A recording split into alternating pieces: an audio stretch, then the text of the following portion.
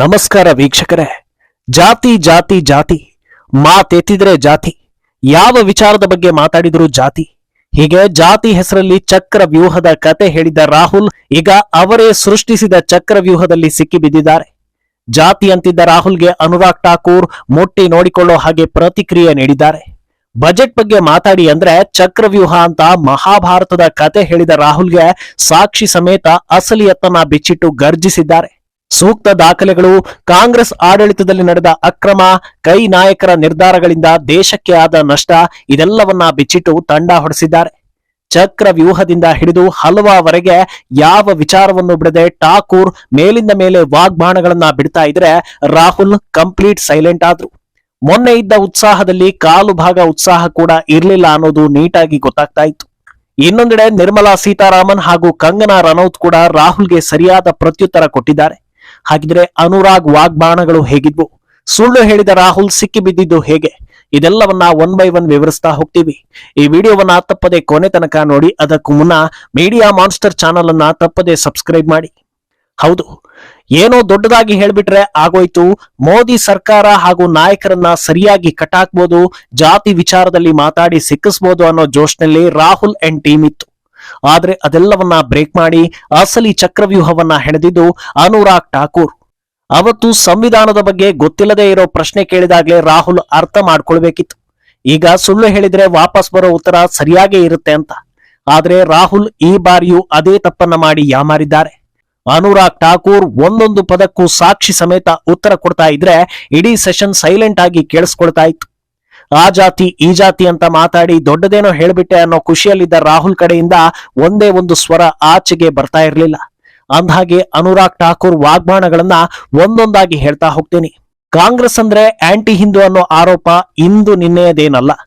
ರಾಹುಲ್ ಮೇಲೂ ಈ ಆರೋಪ ಇರೋದು, ಅದಕ್ಕೆ ತಕ್ಕಂತೆ ಅವರು ನಡೆದುಕೊಳ್ಳೋದು ಗೊತ್ತೇ ಇದೆ. ಈಗ ದಿಢೀರಂತ ಮಹಾಭಾರತದ ಬಗ್ಗೆ ಮಾತಾಡೋ ರಾಹುಲ್ ರನ್ನ ಅನುರಾಗ್ ಆಕ್ಸಿಡೆಂಟಲ್ ಹಿಂದೂ ಅಂತ ಕರೆದ್ರು. ಅವರ ಮಹಾಭಾರತ ಜ್ಞಾನ ಕೂಡ ಆಕಸ್ಮಿಕ ಹಾಗೂ ಅನಿರೀಕ್ಷಿತ. ಅಭಿಮನ್ಯುವಿನ ಹತ್ಯೆಯಲ್ಲಿ ಯಾರೆಲ್ಲ ಭಾಗಿಯಾಗಿದ್ರು ಅನ್ನೋದು ರಾಹುಲ್ಗೆ ಗೊತ್ತಿರ್ಲಿಕ್ಕಿಲ್ಲ. ಯಾಕಂದ್ರೆ ಇದು ಖಂಡಿತ ಅವರು ಓದಿ ಹೇಳಿರೋದಲ್ಲ, ಸ್ಯಾಮ್ ಅಂಕಲ್ ಅಥವಾ ಸೊರೋಸ್ ಅಂಕಲ್ ಬರೆದು ಕೊಟ್ಟಿರೋದನ್ನ ಇಲ್ಲಿ ಬಂದು ಹೇಳಿದ್ದಾರೆ ಅಷ್ಟೇ. ಮಹಾಭಾರತ ಓದೋದಿರ್ಲಿ, ಅದನ್ನ ರಾಹುಲ್ ನೋಡಿದ್ದಾರೆ ಅನ್ನೋ ನಂಬಿಕೆ ಕೂಡ ನನಗೆ ಇಲ್ಲ. ಹೀಗೆ ಯಾರೋ ಹೇಳ್ಕೊಟ್ಟಿದ್ದನ್ನ ಹೇಳಿ ನಾಯಕ ಆಗೋದಕ್ಕೆ ಸಾಧ್ಯವಿಲ್ಲ. ಲೀಡರ್ ಆಗ್ಬೇಕು ಅಂದ್ರೆ ಮೊದಲು ನಿಜ ಹೇಳೋದು ಗೊತ್ತಿರಬೇಕು. ಅದೆಲ್ಲ ನಿಮಗೆ ಕಷ್ಟದ ಮಾತು ಅಂತ ಜಾಡಿಸಿದ್ರು. ಇನ್ನು ಈ ಚಕ್ರವ್ಯೂಹದ ಟಾಪಿಕ್ ಅನ್ನ ಇಷ್ಟಕ್ಕೆ ಬಿಡ್ಲಿಲ್ಲ. ಸ್ವಾತಂತ್ರ್ಯ ಬಂದ ಬಳಿಕ ಅಧಿಕಾರವನ್ನ ತನ್ನ ಕೈಯಲ್ಲಿ ಇಟ್ಕೊಂಡ ಗಾಂಧಿ ಕುಟುಂಬ ಹಾಗೂ ಕಾಂಗ್ರೆಸ್ ನಾಯಕರ ಹೆಸರನ್ನ ಕೋಡ್ ವರ್ಡ್ ಮೂಲಕ ಹೇಳಿದ್ರು. ಕಾಂಗ್ರೆಸ್ನ 6 ನಾಯಕರು, ಕಾಂಗ್ರೆಸ್ ಪಕ್ಷ NG, IG, RG1, SG ಹಾಗೂ RG2 ಅರ್ಥಾತ್ ಗಾಂಧಿ ಕುಟುಂಬದ ಎಲ್ಲಾ ನಾಯಕರು ಭಾರತದಲ್ಲಿ ಯಾವ ರೀತಿಯ ಚಕ್ರವ್ಯೂಹ ಮಾಡಿದ್ರು ಅನ್ನೋದನ್ನ ಒಂದೊಂದಾಗಿ ಹೇಳ್ತಾ ಬಂದ್ರು. ಮೊದಲ ಚಕ್ರವ್ಯೂಹ ಅನ್ನೋ ಹಾಗೆ ಕಾಂಗ್ರೆಸ್ ದೇಶವನ್ನ ವಿಭಜನೆ ಮಾಡಿತ್ತು. ಎರಡನೇ ಚಕ್ರವ್ಯೂಹ ರಚಿಸಿದ್ದು NG, ಕಾಶ್ಮೀರ ಸಮಸ್ಯೆ ಹುಟ್ಟುಹಾಕಿದ್ರು, ಚೀನಾಗೆ ಭಾರತದ ನೆಲವನ್ನ ಬಿಟ್ಟುಕೊಟ್ರು. ಮೂರನೇ ಚಕ್ರವ್ಯೂಹ IG, ತುರ್ತು ಪರಿಸ್ಥಿತಿ ಜಾರಿಗೆ ತರೋ ಮೂಲಕ ಮಾಡಿದ್ರು, ಹಾಗೆ ಪಂಜಾಬ್ನಲ್ಲಿ ಶಾಂತಿಗೆ ಭಂಗ ತಂದ್ರು. ನಾಲ್ಕನೇ ಚಕ್ರವ್ಯೂಹ ರಚಿಸಿದ್ದು RG1, ಸಿಖ್ ಜನಾಂಗದ ಮೇಲೆ ಪ್ರಹಾರ ಮಾಡಿದ್ರು. ಐದನೇ ಚಕ್ರವ್ಯೂಹ ರಚಿಸಿದ್ದು SG, ಸನಾತನ ಧರ್ಮದ ಬಗ್ಗೆ ಕೀಳು ಭಾವನೆ ಮೂಡುವಂತೆ ನರೇಟಿವ್ ಸೃಷ್ಟಿ ಮಾಡಿದ್ದು, ಹಾಗೆ ದೇಶವನ್ನ ಲೂಟಿ ಮಾಡಿ ಆರ್ಥಿಕತೆಯನ್ನ ಪಾತಾಳಕ್ಕೆ ತಂದಿದ್ದು. ಹಾಗೂ ಕೊನೆಯ ಮತ್ತು 6ನೇ ಚಕ್ರವ್ಯೂಹವನ್ನ ರಚಿಸಿರೋದು RG2. ಕಳೆದ 15 ವರ್ಷಗಳಿಂದ ಭಾರತದ ರಾಜಕೀಯ, ಸಂಸತ್ನ ಶಿಸ್ತು, ನಮ್ಮ ಸಂಸ್ಕೃತಿಯನ್ನ ಹಾಳು ಮಾಡ್ತಾ ಇರೋದು. ಹೀಗೆ ಈ 6 ಜನರು ದೇಶದಲ್ಲಿ ಹಲವು ಚಕ್ರವ್ಯೂಹಗಳನ್ನ ರಚಿಸಿ ದೇಶವನ್ನ ಹಾಳು ಮಾಡಿದ್ದಾರೆ ಅಂತ ಟಕ್ಕರ್ ಕೊಟ್ರು. ಇದರ ಬೆನ್ನಲ್ಲೇ ಎಮರ್ಜೆನ್ಸಿ ಬಗ್ಗೆ ಮಾತನಾಡೋ ಅನುರಾಗ್ ಠಾಕೂರ್ ಆ ಸಂದರ್ಭದಲ್ಲಿ ಏನೇನೆಲ್ಲ ದುರಂತ ಆಯ್ತು ಅನ್ನೋದನ್ನ ವಿವರಿಸ್ತಾ ಹೋಗ್ತಾರೆ. ಸಂವಿಧಾನವನ್ನ, ಪ್ರಜಾಪ್ರಭುತ್ವವನ್ನ ಧಿಕ್ಕರಿಸಿ ತಮ್ಮ ಲಾಭಕ್ಕಾಗಿ ಜಾರಿಗೆ ತಂದ ಎಮರ್ಜೆನ್ಸಿಯಿಂದ ಭಾರತೀಯರು ಏನೇನೆಲ್ಲ ಅನುಭವಿಸಿದ್ರು ಅನ್ನೋದನ್ನ ಬಿಚ್ಚಿಡ್ತಾ ಹೋಗ್ತಾರೆ.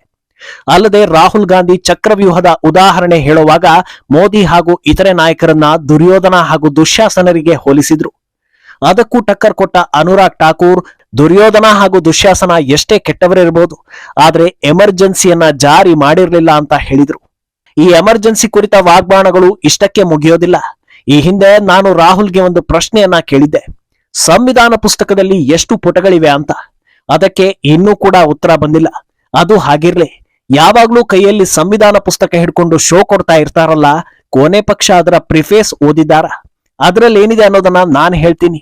Solicitor general K Venugopal, senior advocate Gopal Shankar ಇವರದ್ದೇ ಸರ್ಕಾರದಲ್ಲಿ ಇದ್ದವರು. ಸಂವಿಧಾನ ಪ್ರಸ್ತಾವನೆಯಲ್ಲಿ ತುರ್ತು ಪರಿಸ್ಥಿತಿ ಎಷ್ಟು ಘೋರವಾಗಿತ್ತು, ಭಾರತದ ಇತಿಹಾಸದಲ್ಲಿ ಅದು ಎಂಥ ಕರಾಳ ಅಧ್ಯಾಯ ಅನ್ನೋದನ್ನ ಅವರು ಬರೆದಿದ್ದಾರೆ.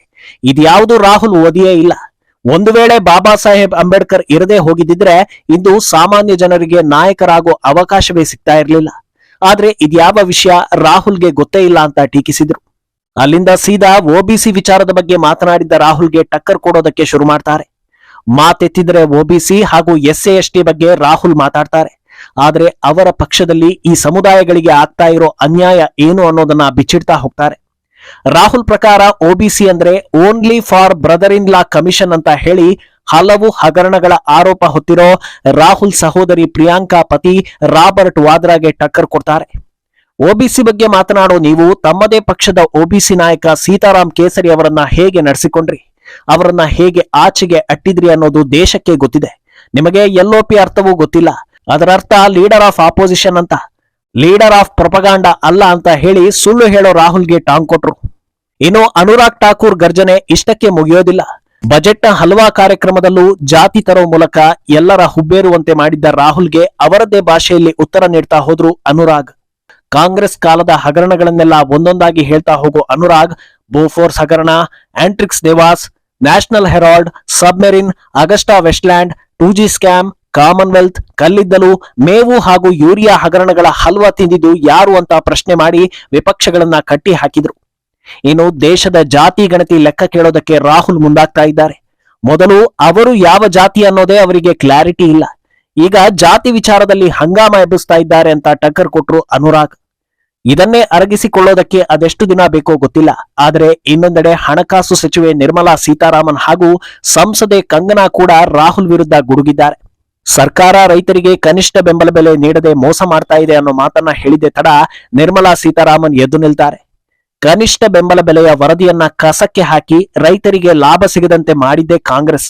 ಈಗ ನೋಡಿದ್ರೆ ಅದೇ ವಿಚಾರದಲ್ಲಿ ಮೊಸಳೆ ಕಣ್ಣೀರು ಹಾಕ್ತಾ ಇದ್ದೀರಾ ಅಂತ ಪ್ರಶ್ನೆ ಮಾಡ್ತಾರೆ. ಇನ್ನು ಬಜೆಟ್ನಲ್ಲಿ ಕೆಲ ರಾಜ್ಯಗಳಿಗೆ ಮಾತ್ರ ಅನುದಾನ ನೀಡಲಾಗಿದೆ ಅಂತ ಹೇಳಿದ್ದಕ್ಕೆ ಟಕ್ಕರ್ ಕೊಟ್ಟ ನಿರ್ಮಲಾ 2009ರ ಬಜೆಟ್ನಲ್ಲಿ 26 ರಾಜ್ಯಗಳ ಹೆಸರನ್ನ ಹೇಳೇ ಇರಲಿಲ್ಲ.